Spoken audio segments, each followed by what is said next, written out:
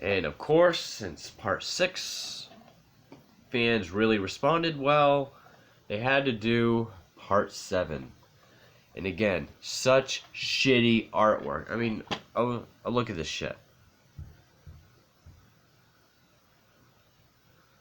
How is this more eye-grabbing and awesome than that? That is great. But anyway, yeah, this came out in 1988. So I think that means 1980... what was it? 83 and 87 were the only years of the whole decade that didn't have a Friday the 13th film. It was directed by John Carl Buechler. Yeah, John Carl Buechler himself. Who directed... He directed a lot of horror movies. He's done effects for many more. You know, he directed Friday the 13th Part 7, Cellar Dweller, Ghoulies 3. He did makeup work for TerrorVision, Dolls, Elm Street 4, The Dream Master, Halloween 4, and Hatchet. The 2007 film Hatchet, which when I do modern slashers, I'll definitely talk about that. That's probably my favorite. And he has a cameo in that as well. And he passed away within the last couple of years. So John Carl Buechler, you're a horror legend. You know, you're up. I put you up there with Tom Savini and guys like that. Great effects. Of course, he got fucked with on this movie. I mean, first he didn't really want to do it. He was like, they just did 6 of them. Why on earth would they want to do a part 7? But he took the job because it was his understanding, you know, Friday the 13th, blood, gore, mayhem. So he hired a big special effects team, all people he trusted that have worked with him before, to make all these great gore effects. And the MPAA just kept giving it an X rating. So eventually you get this watered down, almost made for TV. Like when this is on TV, I don't think they cut anything. It's that sad. What's even more sad is that all the negatives have been lost for by whatever circumstances. So you will never see an uncut version of this, which is terrible. Because if it's directed by John Carl Buechler and effects done by people he himself hired, it's got to be wonderful effects. I mean, you get to see some aftermath, some after effects, and you know the shit is there, but the footage was lost, so we'll never get it. It's been lost in time, and it fucking sucks. When I was a kid, this one was probably my favorite. I really liked the look of Jason, still do. As far as the undead Jason goes, this one is the best, especially without the mask. That zombified look is just excellent looking. It's also the first one where Kane Hodder played Jason. The only guy to play Jason more than once. He played him 4 times, and this was the first. You know, everyone considers Kane Hodder to be Jason. He's what Robert Englund is to Freddy, Kane Hodder is Jason. I agree with that, but I still think my favorite was Ted White in Part 4. And also, some people call this one Friday the 13th, because I guess a lot of the actors were openly gay.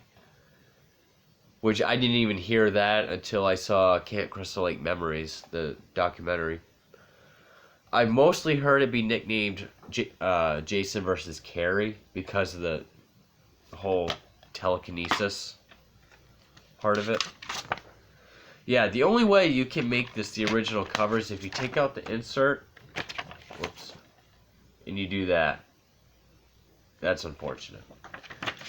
But anyway, you get this girl named Tina, played by Lara Park Lincoln, which it shows her as a young girl, but she's played by the same girl in Texas Chainsaw 3, the girl that's like yakety yak, don't talk back. Carries around the dead baby. Played by the same girl. And her parents are always fighting. Her dad's an alcoholic, beats her mom. So she gets mad one night, gets in a boat, goes away, and the dad's pleading with her, apologizing. And the girl does this really over the top, like, in the dock that he's standing on, like, goes into the water and breaks and he drowns. Not far from shore, keep that in mind.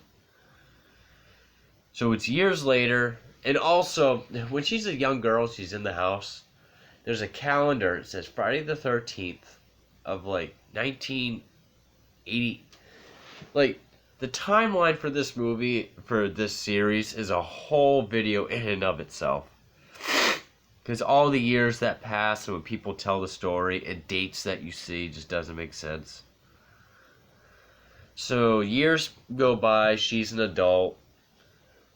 Her psychiatrist, Dr. Cruz, played by Terry Kaiser, Bernie from Weekend at Bernie's, thinks it'd be a good idea for her mother to take her back to that house out in the woods on Crystal Lake.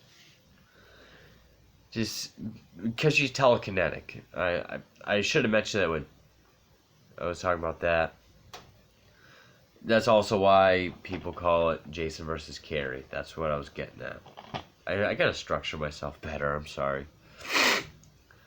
So it's her mom, Dr. Bernie, and he's trying to figure out how she can use her telekinetic powers, and if she's back at the house where this tragedy happened, maybe they can find some answers. Well, next door, there is a group of kids who have arrived to celebrate the birthday of a friend, surprise birthday, a friend who should be coming later. It's sort of the head guy, Nick. It's his cousin. And this was sort of around the time where, 1988, Halloween 4 came out. Really high numbered sequels were coming out. Standalone slashers were dying down. I mean, they were just being pumped out, and they weren't really fleshing out the characters very much. Or very well. So a lot of them are kind of faceless. I mean, I would say in this one they have personalities. I mean, the lead girl of that house is a bitch. The lead guy, Nick, is pretty nice. He becomes the love interest of Tina. But then, you have Eddie, who's the sci-fi writer who looks like Jack Black. You get the other guy who's kind of a dumb stoner. You get the black couple. You have this sort of ugly duckling girl who has a thing for the stoner guy, but so does the redhead. And they're all just killed off one by one because she goes outside. She starts using her powers, trying to bring her dad back. But Jason is still chained to the bottom of the lake. Which, as I mentioned in my Part 6 review, how I didn't have it for a long time as a kid, this one had the intro narrated by Walt Gorney, who played Crazy Ralph. And it shows all the highlights and a lot of the kills from the previous films and the ending of Part 6, the beginning of this. So she brings back Jason by accident. And he just starts killing them all. He's walking around in the woods a lot. The cousin gets killed. He gets like a spike, a tent spike, because he finds this one couple who's unrelated to everything else, camping. Kills the guy. One of my favorite deaths is the girl is in the sleeping bag, and he drags her from the sleeping bag, and he just hits her against a tree. I guess he was supposed to hit her a bunch of times, and there is daily footage of when the sleeping bag hits the tree, blood just goes everywhere. That looks awesome. But then eventually it was edited down to 1, which is pretty effective, and I think it looks hilarious because it's just like, And yeah, big body count in this, and it's just them getting killed off.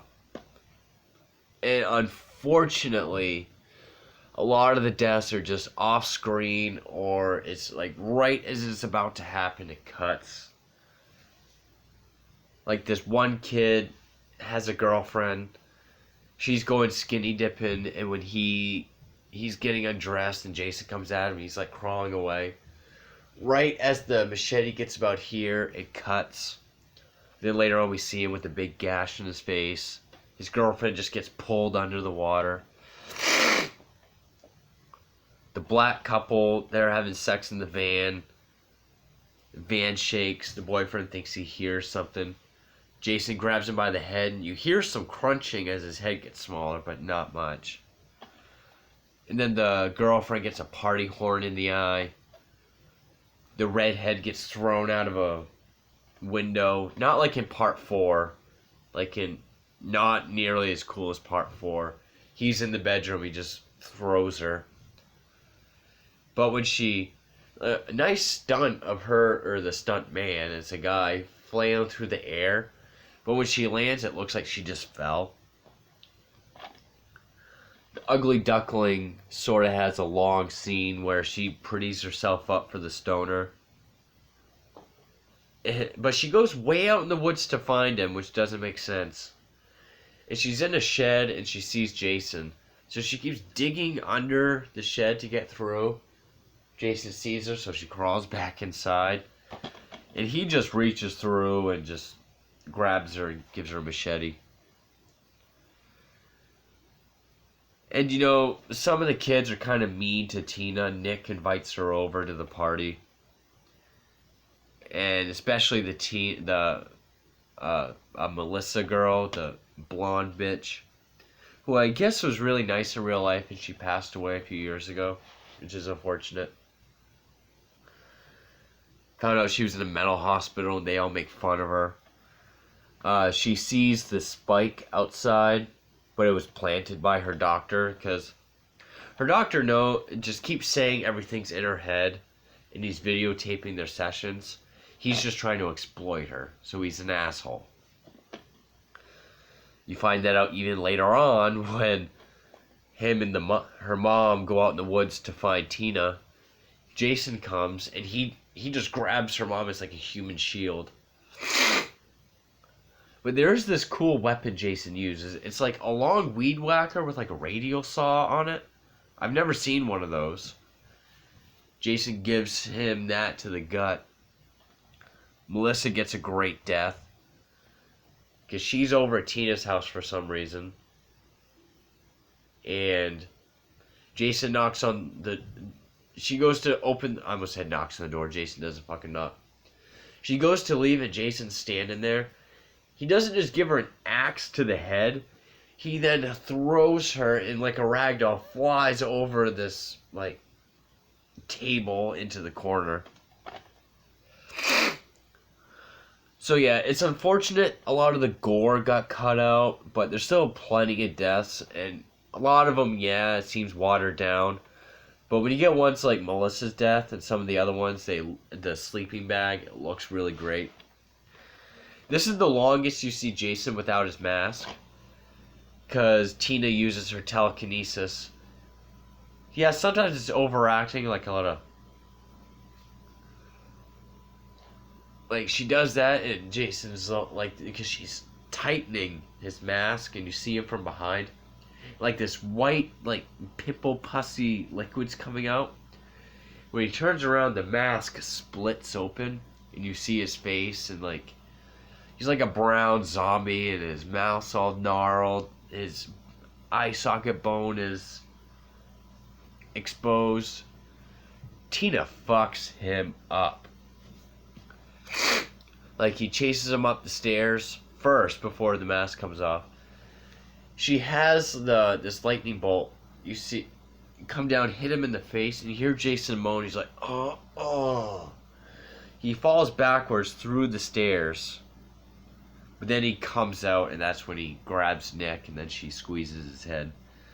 But then they're down in the basement, and she makes all these nails fly into him. And Kane Hodder is a wonderful like makeup actor. You know, sort of like what Andy Serkis is for like motion capture, Kane Hodder is for makeup.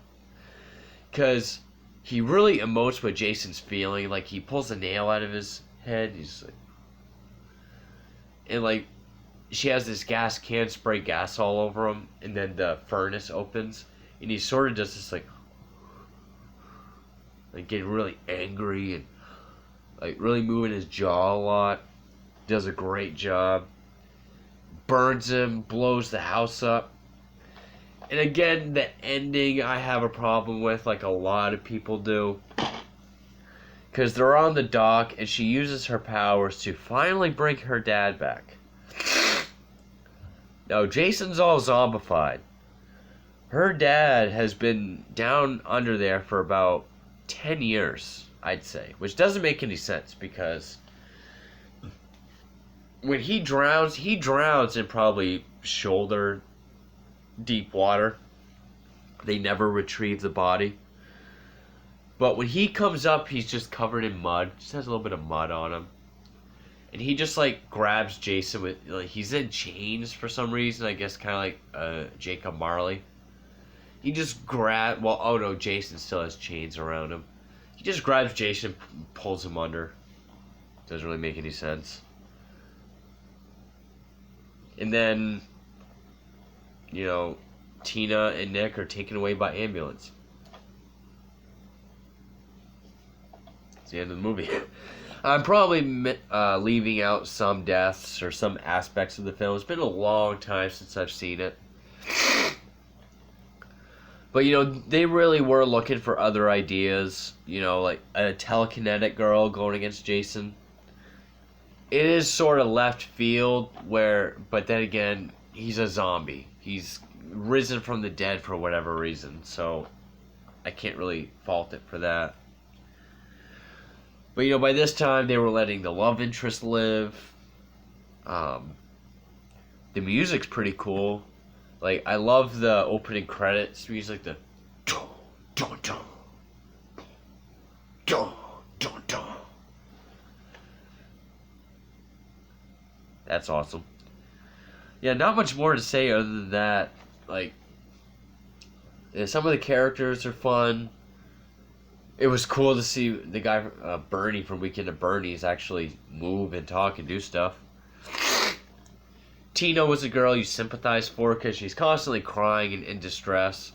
Kane Hodder was a great Jason, especially in this one. Just, he also came up with that whole idea that, like, Jason, like, if you see his eyes move, then his head does. Or if you don't see his eyes, it's like head first, body second. And just the look of Jason, because if you look, this whole part of his mask is missing, so you can kind of see his teeth around it until the mask comes off. The look of Jason is phenomenal, especially the makeup. You look at Jason's makeup, you know they had great gore effects. That's why it is a fucking sacrilegious crime that the MPAA cut all this shit just so they can lose the negatives. The MPAA didn't. I don't know who's responsible for that. So we will never, ever, ever see an uncut version. We'll never get to see what those gore effects look like. Such a fucking shame. But anyway, I've gone on for almost 20 minutes. I will put this up there, you know, with... It's hard to say, you know, 1 is still my number 1 favorite, then probably 4, then 2, then maybe 7, 6, 3. So this still is up there because I love the look of Jason. It just sucks that the kills aren't as expanded upon gore and blood effect wise. You know, you get these great images like of Jason. I know this was on the back of the VHS originally, which I used to see at the video store when I was a kid. But yeah, Friday the 13th Part 7, really great sequel. Unfortunately, it was the last good movie for 21 years. unfortunately. Everyone after this, except the reboot, which yes, I liked, but everyone after this sucked. So I'll get to those next. But for Room 237, stay tuned for Part 8, which will be a rant. Thank you.